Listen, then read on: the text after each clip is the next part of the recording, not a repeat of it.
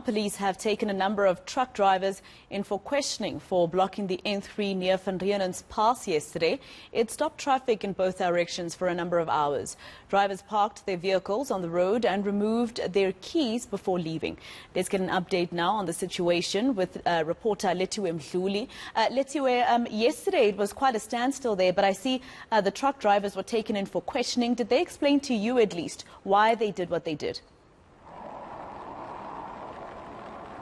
Well, Maseko, I actually had a chance to speak to a few truck drivers who were on the N3 on Van Reenen's pass yesterday about why that protest took place. And they were telling me that the reasoning behind it is because they have a lot of problems with their companies and also the government. Some of the reasons that they told me is that there is a problem with the hiring of foreign drivers in the country, and also those foreign drivers accepting less pay, and they are saying that they are wanting the government to get involved because all truck drivers need to be paid a minimum wage. Those are some of the problems that they were complaining about. But I also had a chance to speak to some of the foreign drivers who were also stuck on the N3, and they were telling me that the reason behind them accepting less pay is because they come from their countries into South Africa looking for jobs because there are no job opportunities available in their countries. And they also said that they were hoping for the South African government to sit down with the trucking association and have conversations where they can work out a plan on how they can work together. But unfortunately, that has not been happening, and for years we have been seeing these kind of protests on the N3. But I also spoke to the police yesterday and also last night who were on the ground, and also the spokesperson for the police about those truck drivers that were arrested.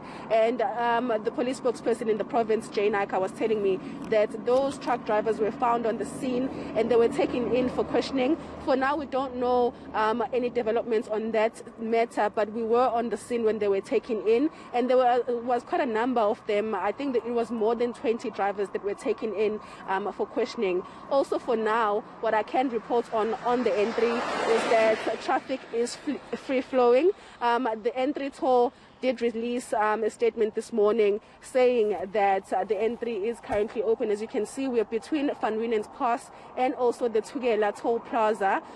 Traffic is free-flowing. So for those people who want to come into KZN using the N3, and also those who want to leave KZN heading into Gauteng, you can make use of the N3. So for now, what I can report on is that last night around 8:30, Maseko, the police were working overtime trying to remove those trucks that were blockading both sides of the N3, and overnight they did manage to move all of those trucks, and as you can see for yourself, traffic is back to normal again.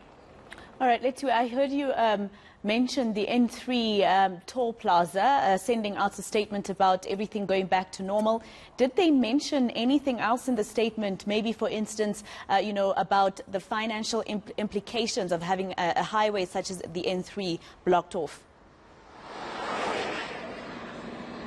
Well, they did not make mention of anything regarding the economy, but the Transport Department yesterday released a statement and they made touch on that issue, because you'd remember that in July, KZN suffered when it comes to its economy, the unrest.